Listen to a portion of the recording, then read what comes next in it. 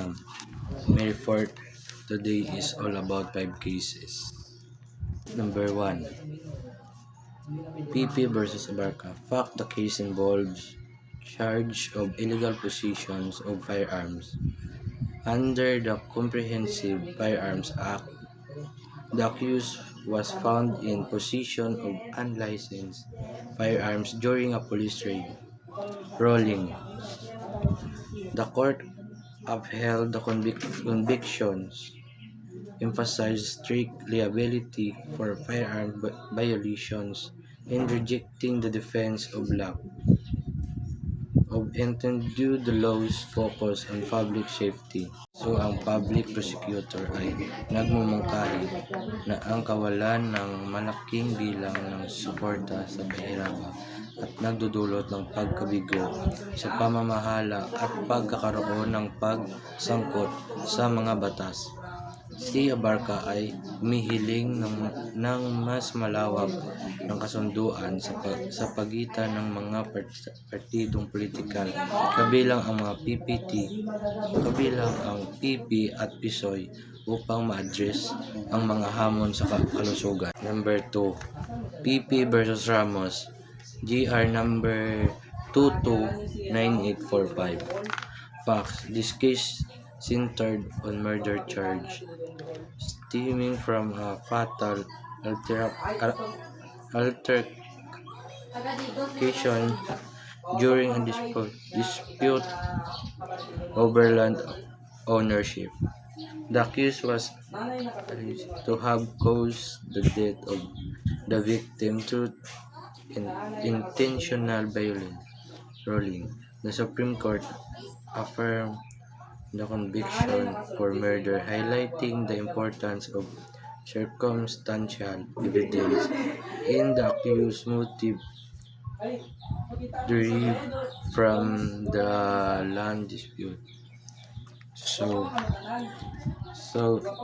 ito ang kasong tinatalakay sa Supreme Court ng Pilipinas, kung saan ang public prosecutor ay nagsoksok labang kay Ramos na maaaring isang taong kinasuhan ng korte. Ang kaso ay maaaring tumatalakay sa usaping proseso ng bala, karapatan ng isang akusado o constitution. Number 3. PP versus Villareno, GR number 225379.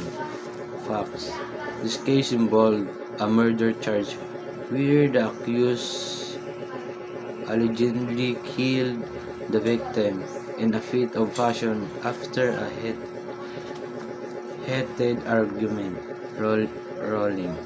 The court reduced the charge to homicide, citing the mitigating circumstance of sudden violent passion.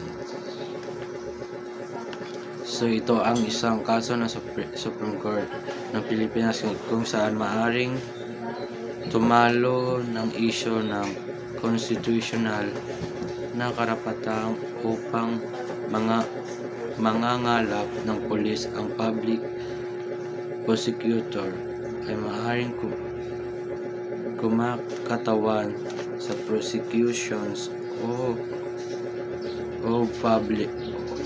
public prosecutor, habang si Villareno ay maaaring ay isang respondent o taong kinasuhan. Number 4. PP versus Flor, GR number 262680. Facts: the case involved a criminal charge related to a specific incident. Rolling. The court delivered a verdict based on the fact and applicable law.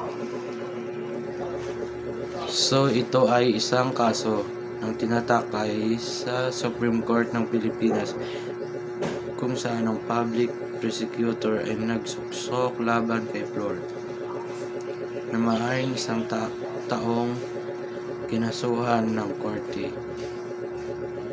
Ang GR number 262680 ay ang takit number o numero ng kaso na ginamit ng korte para sa formal na tala.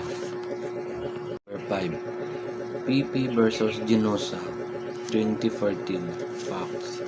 This case concerned a criminal charge with specific fact that lead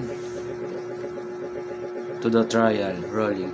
The court ruled on the case providing a legal basis for the decision. Ito ay isang makasaysayang kriminal na kaso sa Supreme Court ng Pilipinas na kung saan ang battered woman syndrome ay unang formal na tinanggap bilang mitsukiting circumstances sa pagpapaliwanag ng isang akusadong pagpatay.